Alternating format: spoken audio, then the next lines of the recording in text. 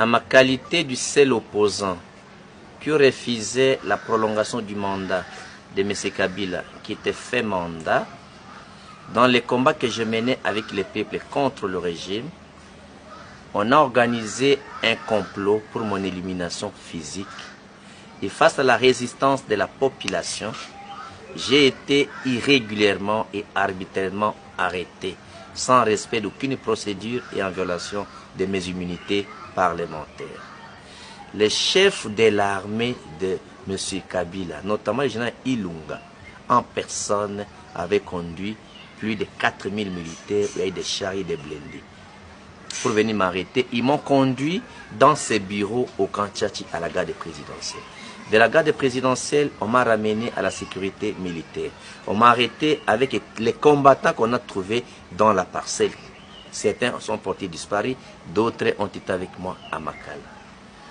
De là, on m'a amené au casier judiciaire où on m'a jeté dans les installations sanitaires, où j'ai passé la nuit dans les installations sanitaires. On m'a jeté dans les urines et les caca toute la nuit. Et j'ai saigné, on m'a blessé partout, je l'ai torturé à mort. Mais jusqu'à aujourd'hui, je suis encore malade. De là, on m'a amené par ambulance comparaître sur une chaise roulante. L'unité parlementaire a eu des images et des vidéos. De là, on m'a fait comparaître sans témoin, ni de l'accusé, sans aucun témoin pour soutenir les accusations du ministère public. C'est un procès de la honte. Après cette condamnation d'une justice aux ordres du pouvoir pour éliminer un opposant qui dérange, on m'a condamné à 5 ans. Les magistrats, la Cour n'avait pas besoin de la recherche de la vérité. De là, on m'a amené en prison sur une chaise roulante. Je suis allé en prison de Makala. Et là-bas à Makala, j'étais privé de tout. Je n'avais pas droit d'être invité par les journalistes, ni par les politiciens, encore même pas les députés. Je n'avais pas droit à me faire soigner.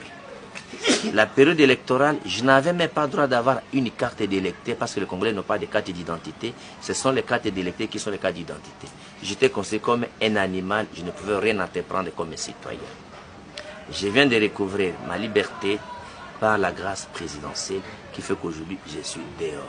Les problèmes que se posent dès mon témoignage à l'Union interparlementaire dans l'Assemblée générale de Qatar, c'est de dire quelle est l'importance des résolutions de l'Union interparlementaire qui décident de la libération d'un parlementaire et que l'État parti n'exécute pas.